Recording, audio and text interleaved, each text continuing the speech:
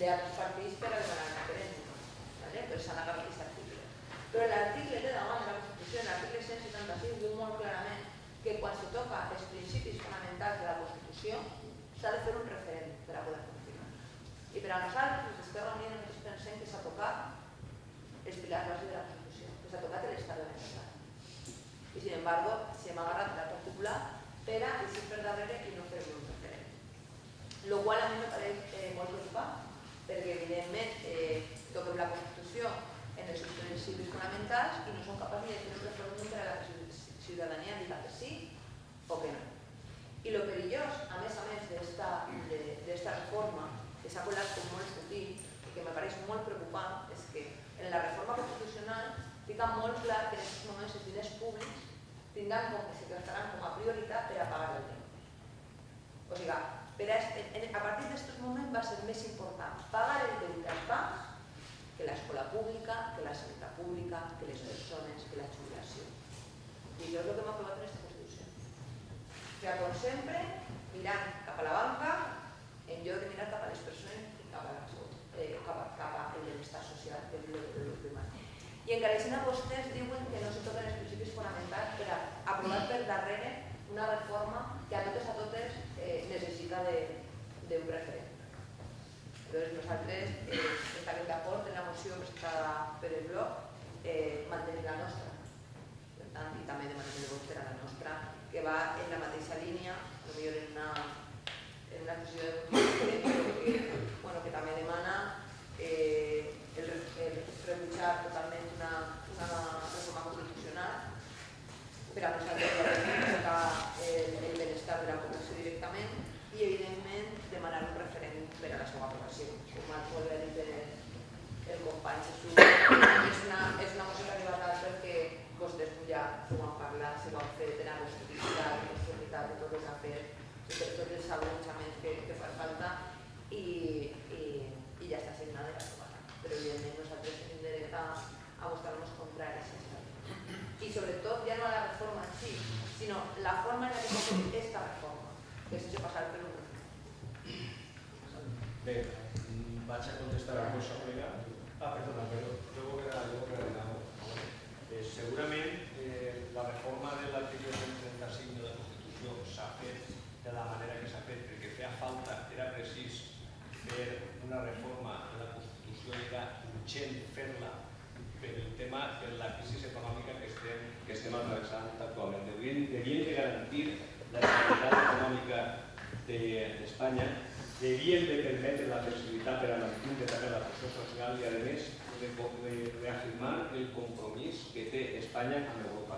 Vosaltres, jo entenc tant que Esquerra Unida, Compromís i alguns grups minoritaris que no estigueu d'acord, segurament també passaria igual, poder plegar a no estar d'acord, però també em dono compte que qui està governant moltes vegades té el compromís i l'obligació de governar per a tots els espanyols. I si en un moment donat hi ha que prendre una decisió, encara que siga esta, per a tu és inconstitucional, per a mi no, per a mi el que és impopular.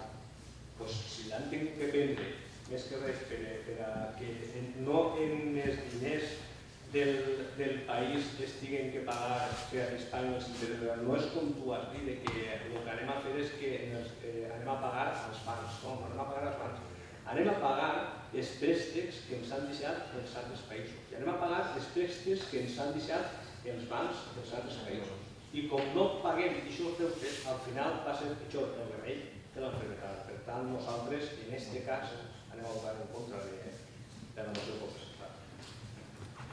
Bé, en la mateixa línia que el senyor Gradolí, efectivament, aquesta reforma ha sigut precisament per tallar d'una vegada per totes tot el que està passant econòmicament perquè no hi ha una regulació implícita per fer-ho. Lo de l'estat del benestar, jo crec que és una forma de garantir-ho per la viabilitat financera que va tindre ara. Va donar claredat al govern el que estiga i va facilitar la financiació econòmica espanyola. No per pagar als bancs, com està dient, sinó perquè aquests mateixos bancs ens puguen deixar, aquells que vulguin invertir diners, o que se recupere la credibilitat que hi ha en l'economia espanyola. Per tant, pressupost de votaria. Sí, per tancar con el ponent.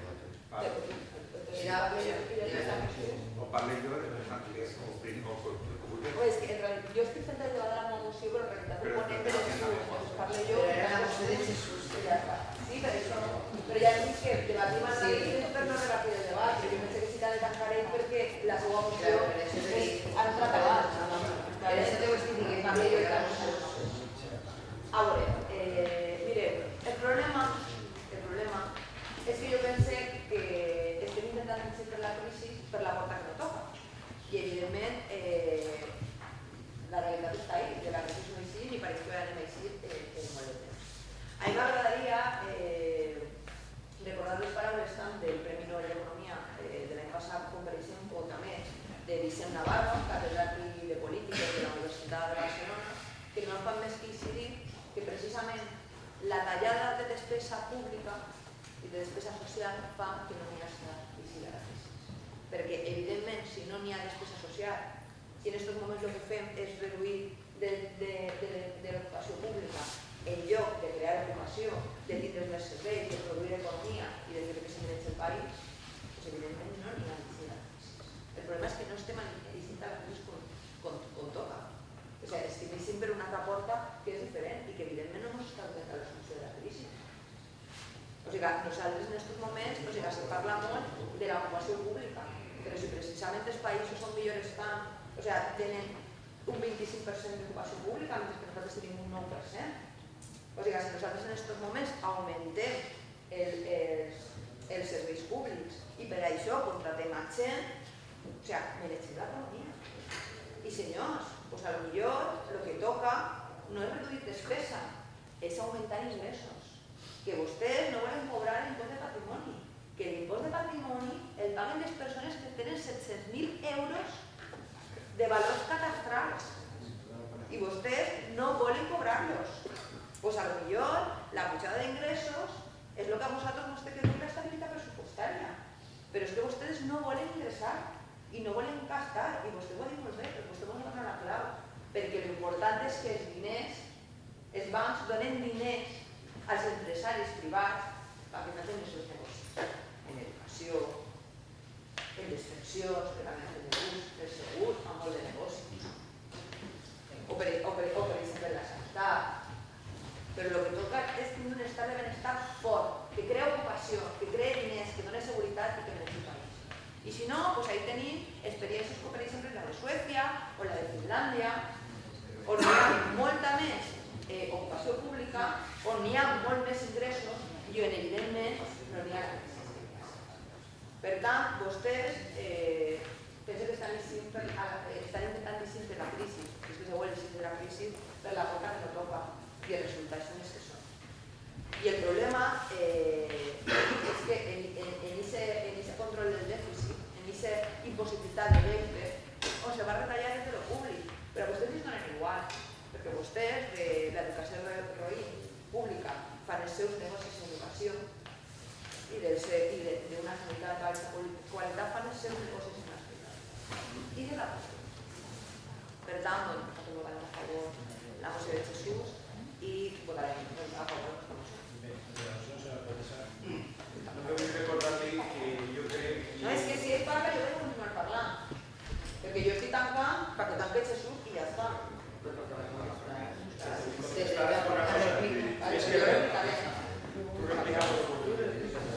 Anem a veure, jo crec que queda... Es que s'anem a posar a debatir, jo crec que el tema del que s'està comentant, que haig estancat, però en moltes coses que veure en la moció, perquè si tu tens la solució a la crisi, tal com has dit... Jo estic contestant a tu, Alberto. Tu has dit que mesures perquè n'hi ha la crisi. Jo dic que n'hi ha altres alternatives a la crisi. La meva contestació és que no. Ja la veurem.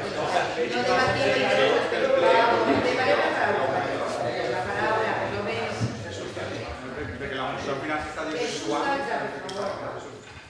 Tanque jo? Sí, a veure, jo crec que els portaveus de la resta de partits al final han desvirtuat totalment la moció i jo, a veure, perquè realment l'essència d'aquesta moció, senyors portaveus, és que el que volien és que el pobre ciutadà independent de l'urgència que ha dit Alberto Obrador, pot ser molt urgent una reforma, no perquè vostè governi, perquè al final qui està governant és la senyora Merkel des d'Alemanya, no el Partit Popular ni el Partit Socialista.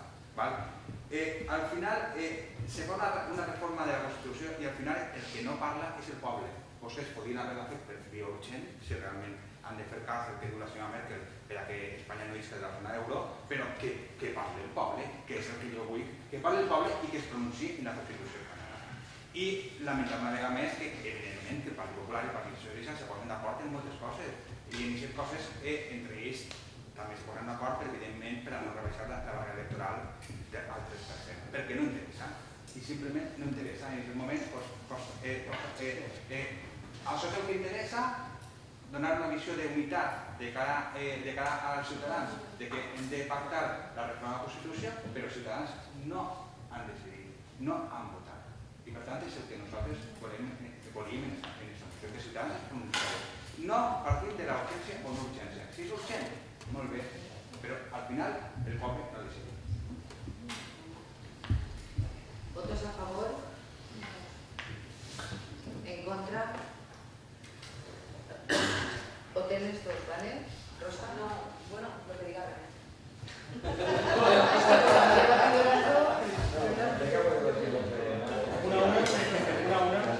Hoy está, creo que ya está, ¿vale?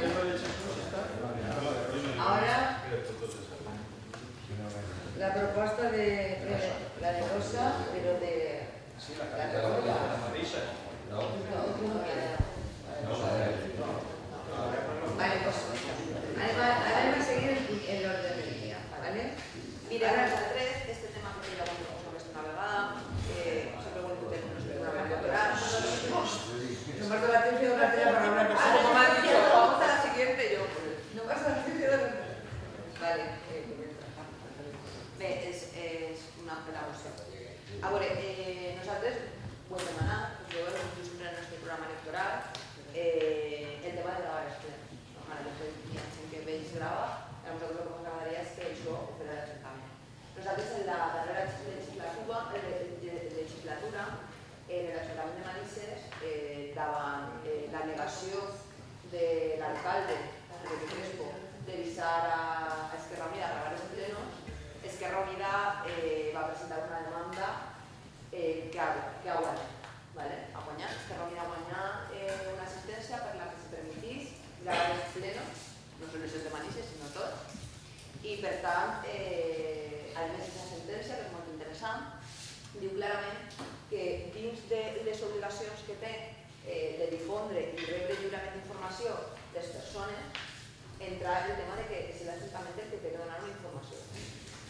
Jo crec que quina informació més verà que se puguen gravar els plenos, que se puguen publicar i que tot el món tingui accés a lo que passa. Jo crec que ha sigut una reivindicació històrica, crec que a més ara vol donar suport a una sentència que guanyar i crec que és el moment en què l'Ajuntament, si de l'equip de govern vol necessitar una nova etapa, diga sí a aquesta proposta i que els veïns i les veïnes puguen veure el que passa en els moments. Algú ho dirà? Sí, no vol parlar, no m'importarà el que parlaré. Bé, jo m'alegre, evidentment, m'alegre que des que el bloc Compromís entre les càmeres de l'Ajuntament ha servit per a reflexionar també la resta de partits polítics d'un dret ciutadà.